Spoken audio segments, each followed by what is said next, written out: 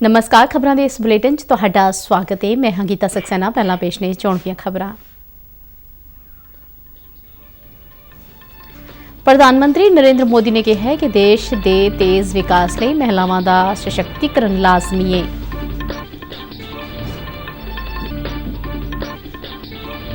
रक्षा मंत्री राजनाथ सिंह अनुसार रक्षा मंत्रालय दीआं नौकरियां विच अग्निवीरां नूं मिलेगा 10% राखवांकरण।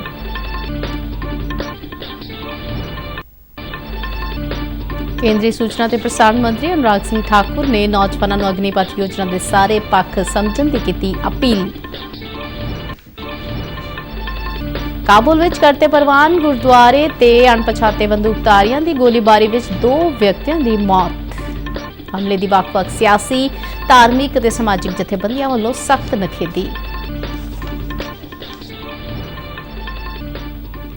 ते हुण खबरां विस्तार नाल। प्रधानमंत्री नरेंद्र मोदी ने आज गुजरात के वडोदरा विच गुजरात गौरव अभियान प्रोग्राम विच हिस्सा लिया। प्रधानमंत्री ने 21,000 करोड़ रुपए की लागत वाले कई विकास कार्यों के नींह पत्थर रखे ते कईयां दा उद्घाटन किया। उन्होंने कहा कि 21वीं सदी के भारत के तेज विकास लई महिलावां दा तेज विकास ते उन्हां दा सशक्तिकरण लाजमी है। उन्होंने कहा कि गुजरात विच डबल इंजन वाली सरकार ने पिछले 8 वरियां विच महिलावां दे सशक्तिकरण वास्ते कई कदम चुके ने ते पिंडां विच कई प्रोजेक्टां दी अगवाई महिलावां नूं सौंपी गई है। प्रधानमंत्री नरेंद्र मोदी ने कहा है कि आज भारत महिलावां दीआं जरूरतां नूं ध्यान च रखदे होए योजनावां बना रहा है ते फैसले लै रहा है। प्रधानमंत्री नरेंद्र मोदी ने आज सवेरे गुजरात की राजधानी गांधीनगर के रायसन विखे अपनी माता हीराबा मोदी नाल उन्हां दे जन्म दिवस से मुलाकात की। प्रधानमंत्री ने अपनी माता तो आशीर्वाद लिया। प्रधानमंत्री मोदी की माता अज अपने जीवन के 100वें वरे विच दाखिल हो गए ने। प्रधानमंत्री मोदी ने अपनी माता के पैर पानी नाल धोते ते उस चरण अमृत नूं अपनियां अखां नाल लगाया। उन्हां पूजा भी की।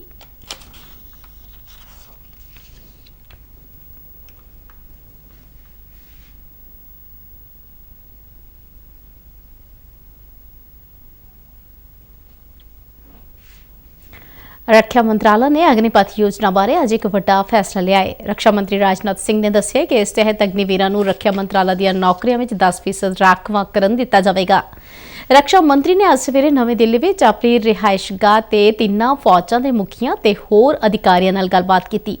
इस दौरान अग्निवीरां लई रक्षा मंत्रालय दी नौकरियां विच 10% राखवेकरण नूं रक्षा मंत्री ने अपनी मंजूरी दी। इधर केंद्रीय गृह मंत्रालय ने अग्निवीरां लई केंद्रीय हथियारबंद पुलिस बलां ते असम राइफल्स विच भर्ती लई 10% राखवेकरण का फैसला लिया है। एक ट्वीट विच गृह मंत्री दफ्तर ने जानकारी दी है। दोवां बलां विच भर्ती लई अग्निवीरां नूं उपरली उमर हद विच 3 साल की छूट दी गई है। अग्निवीर दे पहले बैच लई उमर विच वध तों वध उमर हद विच यह छूट 5 साल की होवेगी। इस तो पहला अग्निपथ स्कीम विच उम्र की सीमा 21 साल तो वधा के 23 साल करने का फैसला किया गया सी।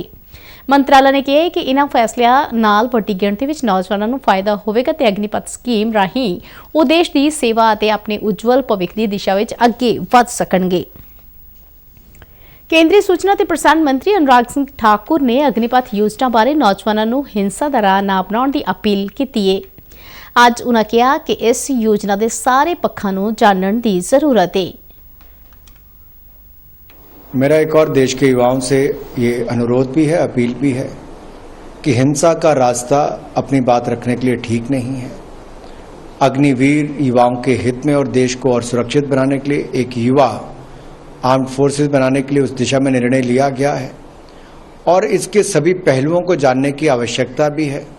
आपके जो भी कंसर्न है, जो भी विषय, उसको सरकार गंभीरता से सुन भी रही है और मुझे लगता है आगजनी करने से, हिंसा फैलाने से, उपद्रव मचाने से कुछ नहीं होगा, क्योंकि कुछ लोग अपनी राजनीतिक रोटियां सेंकने के लिए अगर करना चाहते हैं तो ये भी उचित नहीं है कि बच्चों के हाथ में झंडा देकर कोई निकाल देता है, कोई छोटे छोटे बच्चों को सड़कों पर निकालता है।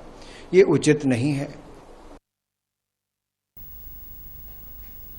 अनुराग सिंह ठाकुर ने कहा कि युवा मामले ते खेड मंत्राला फौज विच 4 साल की सेवा करके आने वाले अग्निवीरां नूं अपने मंत्राला राही फिजिकल टीचर बनाने ते भी विचार कर रहा है। हमारा डिपार्टमेंट भी जो युवा कार्यक्रम डिपार्टमेंट है, खेल डिपार्टमेंट है, वो भी इस बात पर विचार कर रहा है कि ये जब 4 वर्ष का अपना काम पूरा करके आएंगे और 4 वर्षों के बाद इनमें से ट्रेनिंग देकर जो लोग फिजिकल एजुकेशन टीचर बनना चाहते हैं उसमें हम लोग क्या कर सकते हैं, क्या कुछ महीने का ऐसा कोर्स किया जा सकता है क्रैश कोर्स करके, जिससे इनको भी लाभ मिल सके। और ऐसे देश भर में लगभग 15 लाख फिजिकल एजुकेशन के टीचर्स अलग अलग राज्यों में ऐसी पोस्टें खाली पड़ी हैं, तो इसका लाभ भी भविष्य में मिल सकता है। युवा मामले ਅਤੇ ਖੇਡ ਮੰਤਰਾਲਾ ਨੇ ਕਿਹਾ ਹੈ ਕਿ ਰਾਸ਼ਟਰੀ ਯੁਵਾ ਕੇਂਦਰ ਸੰਗਠਨ NYKS ਮਿਸ਼ਨ ਮੋਡ ਤਹਿਤ ਦੇਸ਼ ਭਰ ਦੇ ਨੌਜਵਾਨਾਂ ਨਾਲ ਸੰਪਰਕ ਕਰੇਗਾ ਅਤੇ ਅਗਨੀਪਥ ਯੋਜਨਾ ਦੀਆਂ ਵਿਸ਼ੇਸ਼ਤਾਵਾਂ ਸੰਬੰਧੀ ਜਾਣਕਾਰੀ ਦੇਵੇਗਾ। ਮੰਤਰਾਲਾ ਦੇ ਸਕੱਤਰ ਸੰਜੇ ਕੁਮਾਰ ਨੇ ਇਸ ਬਾਰੇ ਕੱਲ ਰਾਸ਼ਟਰੀ ਯੁਵਾ ਕੇਂਦਰ ਸੰਗਠਨ ਦੇ ਖੇਤਰੀ ਡਾਇਰੈਕਟਰਾਂ ਨਾਲ ਵਰਚੁਅਲ ਮੀਟਿੰਗ ਕੀਤੀ। ਉਹਨਾਂ ਇਸ ਯੋਜਨਾ ਨੂੰ ਲੋਕਾਂ ਤੱਕ ਪਹੁੰਚਾਉਣ ਲਈ ਜ਼ਰੂਰੀ ਕਦਮ ਚੁੱਕਣ ਵਾਸਤੇ ਆਖਿਆ। ਸੰਜੇ ਕੁਮਾਰ ਨੇ ਦੱਸਿਆ ਕਿ ਰਾਸ਼ਟਰੀ ਯੁਵਾ ਕੇਂਦਰ ਸੰਗਠਨ ਆਪਣੇ ਖੇਤਰੀ ਕਰਮਚਾਰੀਆਂ ਤੋਂ ਇਲਾਵਾ ਹੇਠਲੇ ਪੱਧਰ ਤੇ ਯੂਥ ਕਲੱਬਾਂ ਨਾਲ ਜੁੜੇ ਨੌਜਵਾਨਾਂ ਅਤੇ ਹੋਰ ਹਿੱਤਧਾਰਕਾਂ ਨੂੰ ਸ਼ਾਮਲ ਕਰੇਗਾ। ਇਸ ਦੇ ਨਾਲ ਅਗਨੀਪਥ ਯੋਜਨਾ ਬਾਰੇ ਜਾਣਕਾਰੀ ਦਾ ਪ੍ਰਚਾਰ ਵੀ ਕਰੇਗਾ। ਕੇਂਦਰ ਸਰਕਾਰ ਨੇ ਅਗਨੀਪਥ ਯੋਜਨਾ ਬਾਰੇ ਕੁਝ ਤੱਥ ਲੋਕਾਂ ਸਾਹਮਣੇ ਰੱਖੇ ਨੇ। ਇਨ੍ਹਾਂ ਰਾਹੀਂ ਯੋਜਨਾ ਦੀ ਸਹੀ ਜਾਣਕਾਰੀ ਦਿੱਤੀ ਗਈ ਹੈ।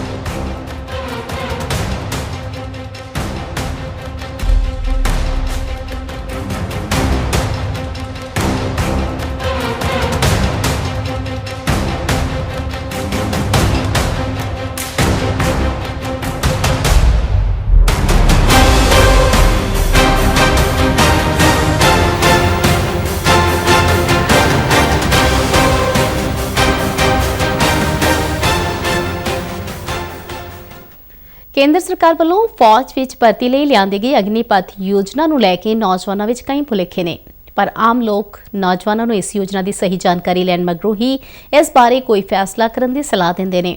ਲੋਕਾਂ ਮੁਤਾਬਕ ਘੱਟ ਉਮਰ ਵਿੱਚ ਫੌਜ ਵਿੱਚ ਜਾ ਕੇ ਨੌਜਵਾਨਾਂ ਨੂੰ ਕਈ ਖੇਤਰਾਂ ਵਿੱਚ ਫਾਇਦਾ ਮਿਲੇਗਾ। ਇੱਕ ਰਿਪੋਰਟ। ਗੁਰਦਾਸਪੁਰ ਦੇ ਵਸਨੀਕ ਪੰਕਜ ਮਹਾਜਨ ਦਾ ਕਹਿਣਾ ਹੈ ਕਿ ਅਗਨੀਪਥ ਰਾਹੀਂ ਫੌਜ ਵਿੱਚ ਸ਼ਾਮਲ ਹੋਣ ਲਈ ਰੱਖੀ ਗਈ ਭਰਤੀ ਦੀ ਉਮਰ ਸੰਭਲਣ ਦੀ ਹੁੰਦੀ ਹੈ ਅਤੇ ਜਿਹੜੇ ਬੱਚੇ ਇਸ ਉਮਰ ਵਿੱਚ ਦੇਸ਼ ਸੇਵਾ ਲਈ ਫੌਜ ਵਿੱਚ ਜਾਣਗੇ ਉਹ ਇੱਕ ਅਨੁਸ਼ਾਸਿਤ ਨਾਗਰਿਕ ਬਣ ਕੇ ਸਮਾਜ ਵਿੱਚ ਆਉਣਗੇ। ਇਹ ਜਿਹੜੀ ਉਮਰ ਹੁੰਦੀ ਆ 17 ਸਾਲ ਤੋਂ 21 22 ਸਾਲ ਜਾਂ 23 24 ਸਾਲ 25 ਸਾਲ ਆ ਬੜੀ ਸੰਭਲਣ ਵਾਲੀ ਉਮਰ ਹੁੰਦੀ ਆ, ਜਿਸ ਵਿੱਚ ਕਈ ਨੌਜਵਾਨ ਸਾਡੇ ਅੱਜ ਦੇ ਨਸ਼ੇ ਵਿੱਚ ਪੈ ਜਾਂਦੇ ਆ। ਪਰ ਮੈਂ ਸਮਝਦਾ ਜਿਹੜੇ ਬੱਚੇ ਇਸ ਉਮਰ ਵਿੱਚ ਦੇਸ਼ ਦੀ ਸੇਵਾ ਕਰਨਗੇ ਉਹ ਇੱਕ ਚੰਗਾ ਅਨੁਸ਼ਾਸਨ ਸਿੱਖਣਗੇ, ਡਿਸਪਲਿਨ 'ਚ ਰਹਿ ਕੇ ਇੱਕ ਦੇਸ਼ ਦੀ ਤੇ ਆਪਣੇ ਮਾਪਿਓ ਦੀ ਇੱਕ ਚੰਗੀ ਸੇਵਾ ਕਰ ਸਕਣਗੇ ਤੇ ਦੇਸ਼ ਦਾ ਭਵਿੱਖ ਉਜਵਲ ਬਣਾ ਸਕਣਗੇ। ਇਸੇ ਤਰ੍ਹਾਂ ਅਤੁਲ ਅਗਨੀਪਥ ਯੋਜਨਾ ਵਿੱਚ ਇਸ ਸਾਲ ਲਈ ਉੱਪਰਲੀ ਉਮਰ ਹੱਦ ਨੂੰ 2 ਸਾਲ ਲਈ ਵਧਾਉਣ ਦਾ ਸਵਾਗਤ ਕਰ ਰਹੇ ਨੇ। ਅਗਨੀਪਥ ਯੋਜਨਾ ਜਿਹੜੀ ਸਰਕਾਰ ਨੇ ਲਿਆਂਦੀ ਹੈ ਬਹੁਤ ਵਧੀਆ ਸੀ, ਪਹਿਲੇ ਵੀ ਵਧੀਆ ਸੀ। ਹੁਣ ਸਰਕਾਰ ਨੇ ਜਿਹੜਾ ਸੰਸ਼ੋਧਨ ਕੀਤਾ ਵਾ, ਏਜ ਪਹਿਲੇ 23 ਸਾਲ ਸੀ, ਹੁਣ 21 ਸਾਲ ਸੀ, ਹੁਣ 23 ਸਾਲ ਕੀਤੀ ਆ ਤੇ ਆਪਾਂ ਤੇ ਸਵਾਗਤ ਕਰਨੇ ਉਹਦਾ। ਜਿਹੜੀ ਜਿੱਦਾਂ ਯੁਵਾਵਾਂ ਦੀ ਮੰਗ ਸੀ ਕਿ 21 ਸਾਲ ਜਿਹੜੀ ਆ ਘੱਟ ਹੈਗੀ ਆ, 23 ਸਾਲ ਕੀਤੀ ਜਾਏ, ਉਹ ਸਰਕਾਰ ਨੇ ਜਿਹੜਾ ਫੈਸਲਾ ਜਿਹੜਾ ਮੰਨਿਆ ਵਾ ਯੁਵਾਵਾਂ ਦਾ।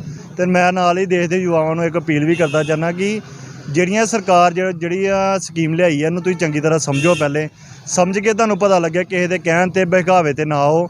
ਜੋ ਸਰਕਾਰ ਨੇ ਦੱਸਣਾ ਸੱਚ ਤੇ ਉਹੀ ਹੋਣਾ, ਲੋਕਾਂ ਦੇ ਕਹਿਣ ਤੇ ਬੜੀ ਦੁਨੀਆ ਦੇ ਵਿੱਚ ਹੁਣ ਜਿਹੜਾ ਪ੍ਰਚਾਰ ਹੋ ਰਿਹਾ ਤੋਂ ਬਚਿਆ ਜਾਏ।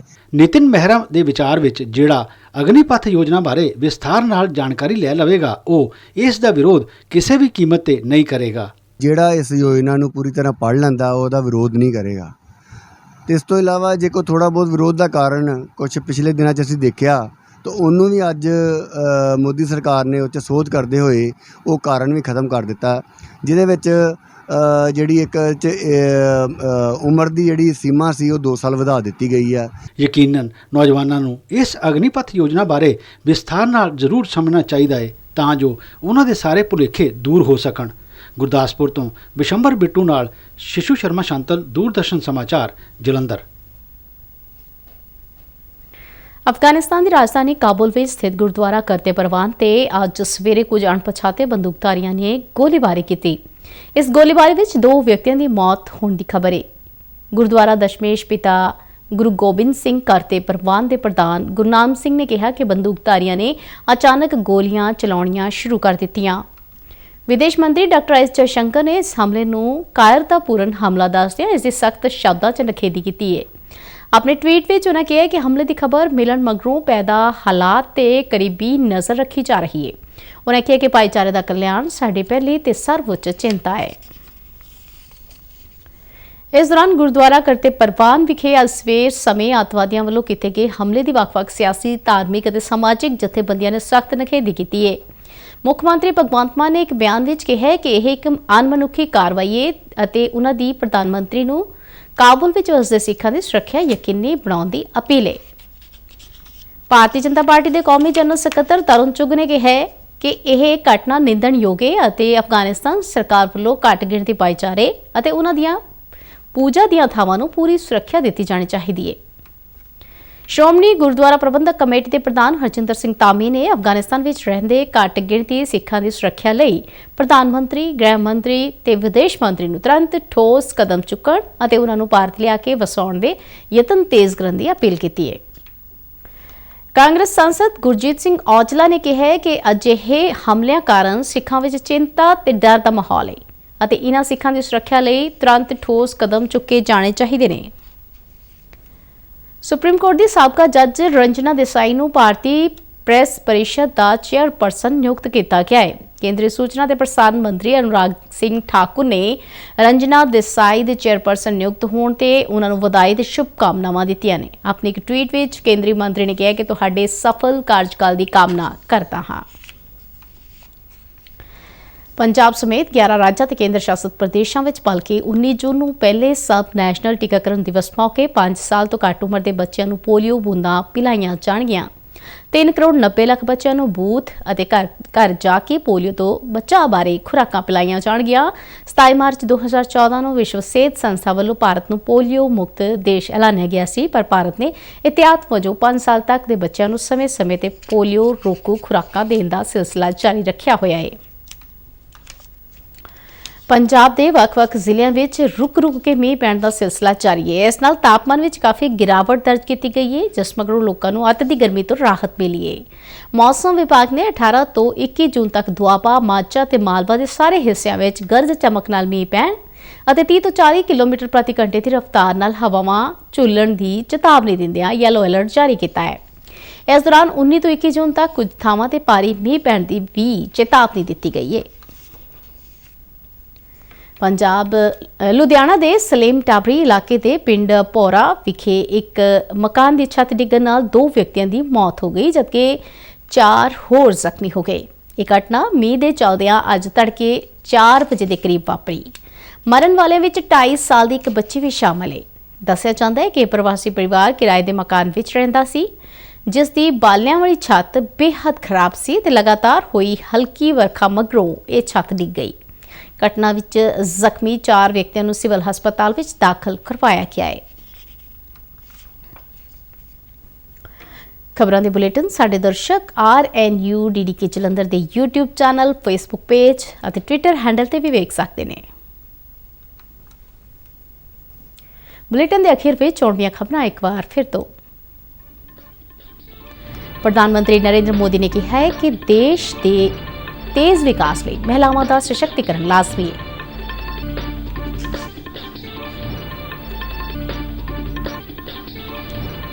ਰੱਖਿਆ ਮੰਤਰੀ ਰਾਜਨਾਥ ਸਿੰਘ ਅਨੁਸਾਰ ਰੱਖਿਆ ਮੰਤਰਾਲਾ ਦੀਆਂ ਨੌਕਰੀਆਂ ਵਿੱਚ ਅਗਨੀਵੀਰਾਂ ਨੂੰ ਮਿਲੇਗਾ 10% ਰਾਖਵਾਂਕਰਨ।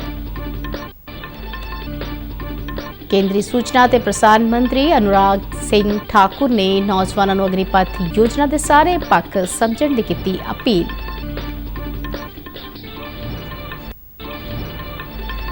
ਕਾਬੁਲ ਵਿੱਚ ਕਰਤੇ ਪਰਵਾਨ ਗੁਰਦੁਆਰੇ ਤੇ ਅਣਪਛਾਤੇ ਬੰਦੂਕਧਾਰੀਆਂ ਦੀ ਗੋਲੀਬਾਰੀ ਵਿੱਚ 2 ਵਿਅਕਤੀਆਂ ਦੀ ਮੌਤ।